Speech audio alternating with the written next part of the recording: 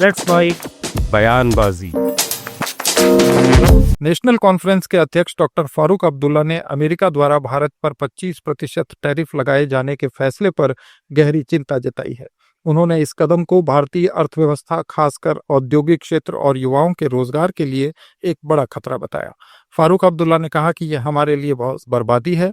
कोई माने या न माने, हमारी इंडस्ट्री भाग रही है। लोग पहले से बेकार हैं, अब और बेकारी बढ़ जाएगी। उन्होंने कहा कि ऐसे वैश्विक फैसलों का सीधा असर भारत के श्रमिक वर्ग, छोटे उद्योगों और युवाओं की नौकरियों पर पड़ता है।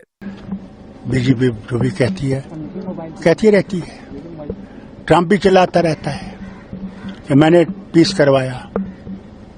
आज हमें 25% उन्होंने लगा रखा है टैरिफ, और फिर पेनल्टी भी लगा रखी है। क्या लगता है विदेश नीति? मैं आपसे कहूंगा, हमारी बर्बादी का सामान तैयार हो रहा है।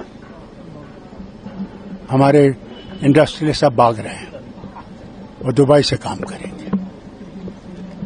हमारे लोग पहले ही बेकार हैं और बेकारी बढ़ जाएगी। अरे क्या जाता है, उन मुल्कों ने इसको सपोर्ट किया कि इसको नोबेल प्राइज दो, इनका नाम ही किसी को पता नहीं। क्या जाता है अगर हम भी इसे कहते यार ठीक है, इसने भी सहायता दे दी, क्या हो जाता? और वो बैठा हुआ master of the world. Sir 25% इन्होंने टैरिफ लगा दिया है, जो ट्रंप ने लगाया है, यूएस ने लगाया है। हमारे लिए बहुत बर्बादी है, कोई माने या न माने।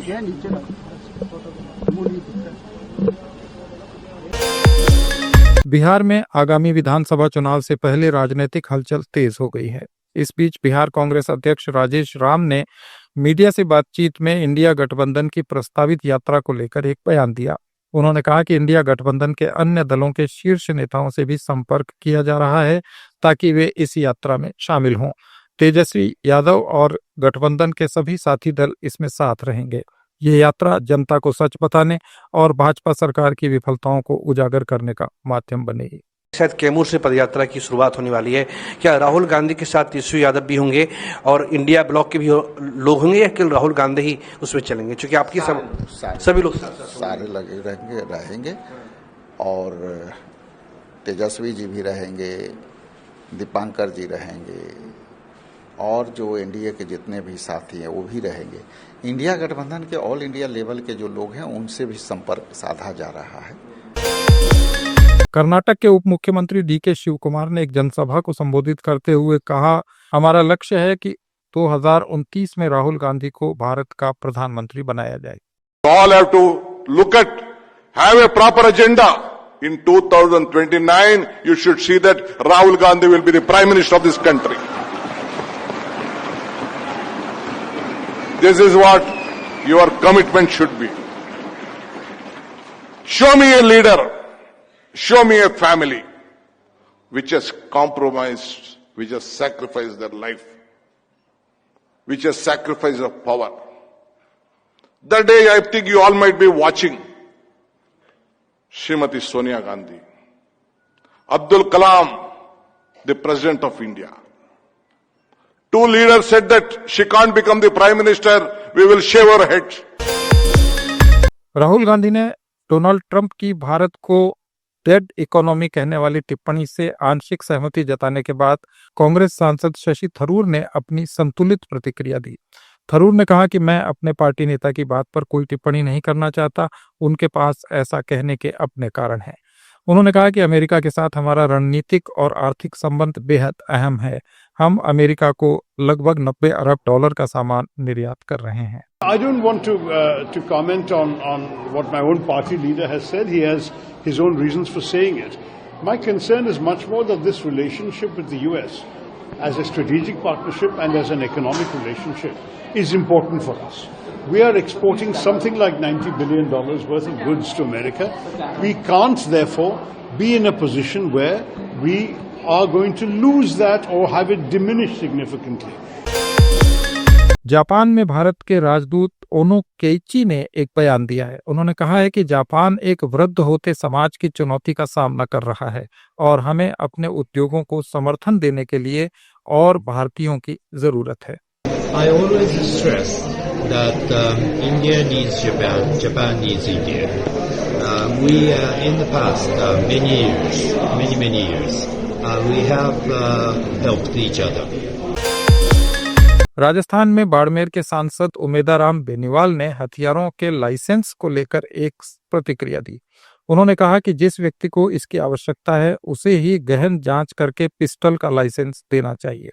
उन्होंने कहा कि अपराधी प्रवृत्ति के लोगों को किसी भी हाल में हथियार लाइसेंस नहीं मिलने चाहिए। उसके हथियार के रखने के काबिल भी नहीं है और रख रखाव भी नहीं रख से ऐसे लोगों को भी दे दिए। और कुछ ऐसे लोग हैं जिनके ऊपर दर्जनों मुकदमे हैं, ऐसे लोगों के भी लाइसेंस अप्लाई आए हुए हैं। उसके ऊपर विचार विमर्श चल रहा है। मेरी पिछली बार कलेक्टर साहब से बात हुई थी तो उनको मैंने स्पष्ट निर्देश दिया था कि जो जेन्युइन लोग हैं और आपराधिक रिकॉर्ड जिनका नहीं है, साफ सुथरी छवि है और जो कैपेबल है, उनको ही आप हथियार का लाइसेंस दें, अनलीगल लोगों का हथियार नहीं दें। तो क्या ऐसा हुआ है कि अभी मेरे कुछ पुख्ता जानकारी नहीं है, पर कुछ लोगों की शिकायत आई है। तो मैंने कलेक्टर साहब को पहले, आज तो बात नहीं हुई, लेकिन पहले एक बार मैं जब व्यक्तिगत मिला था तब मैं बोला था कि जिन लोगों को वाकई में जरूरत है, जिनको किसी से खतरा है और वो अपराधी प्रवृत्ति के लोग नहीं है, उन लोगों को ही हथियार का लाइसेंस मिले। सांसद हनुमान बेनीवाल ने एक बार फिर केंद्र सरकार और प्रधानमंत्री नरेंद्र मोदी की आलोचना की है। मीडिया से बातचीत में बेनीवाल ने कहा कि राहुल गांधी ने बिल्कुल सच बात कही है कि इंदिरा गांधी जैसी हिम्मत इन लोगों में नहीं है। उन्होंने कहा कि प्रधानमंत्री को सामने आकर स्पष्ट करना चाहिए कि क्या भारत ने डोनाल्ड ट्रंप के कहने पर सीज फायर किया था।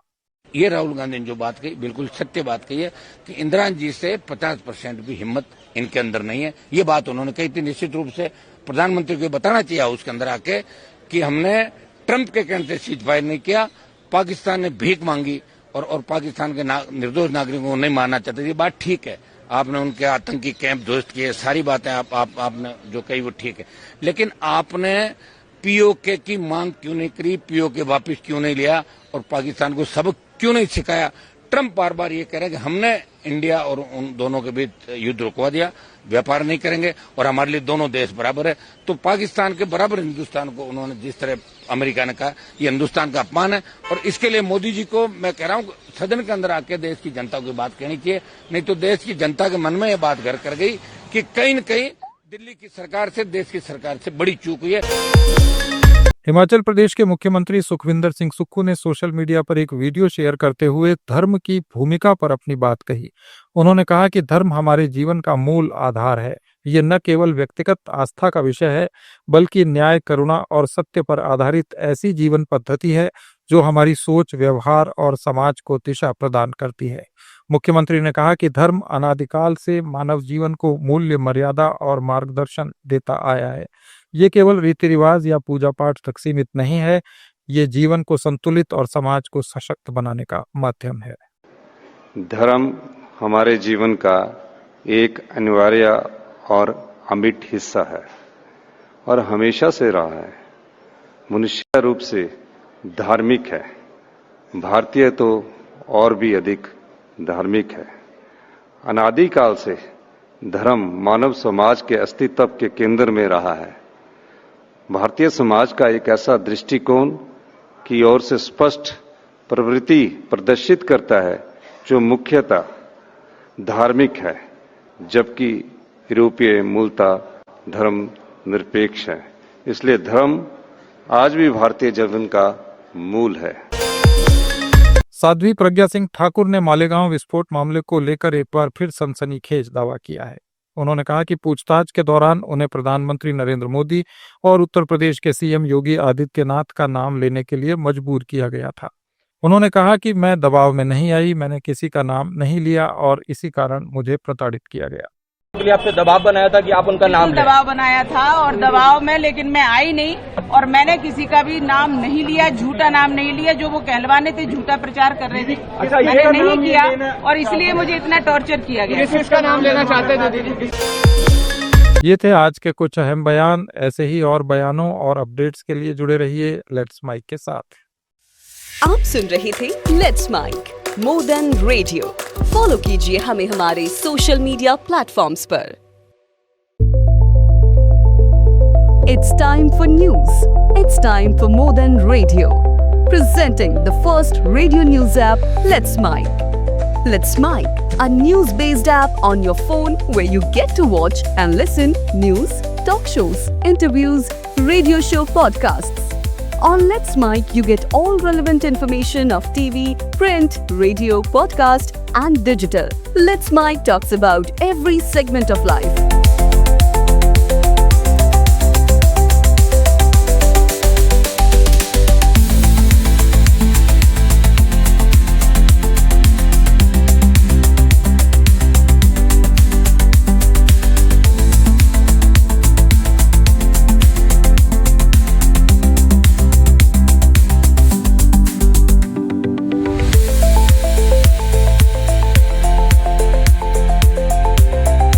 Let's Mic is not just a revolutionary idea.